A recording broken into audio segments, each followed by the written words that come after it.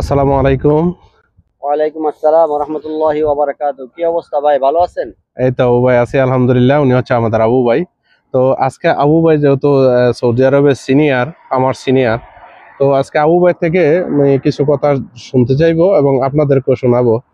তো আবু ভাই, জি ভাই। আপনি সৌদি আরবে আসার পরে আপনি মানে কোন জিনিসটাতে সফলতা পাইছেন যদি একটু বলতেন।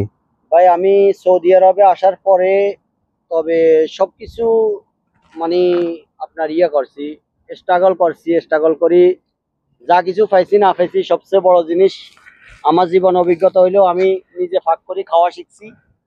আর আপন ফর যে একটা বাক্য আছে যে আমরা বলি আপন কেউ পর, ওই জিনিসটা আমি শিখছি বা চিনছি। ঠিক আছে, কেউ আপন কেউ পর। আর প্লাস পয়েন্ট হলো আমি ফাঁক করি খাওয়া শিখছি। ঠিক আছে, সৌদি আরব না, সকল প্রবাসী আসার পিছনে বাস একটাই সফলতা অর্জন করতে পারে যে তারা ফাঁক করে খেতে পারে, ফাঁক করা শিখে। এটা হচ্ছে কথা। তো ঠিক আছে ভাই, ভালো থাকবেন। আল্লাহ হাফিজ, ফি আমানিল্লাহ। আসসালামু আলাইকুম ওয়া রাহমাতুল্লাহ। ওয়ালাইকুম আসসালাম রহমতুল্লাহ।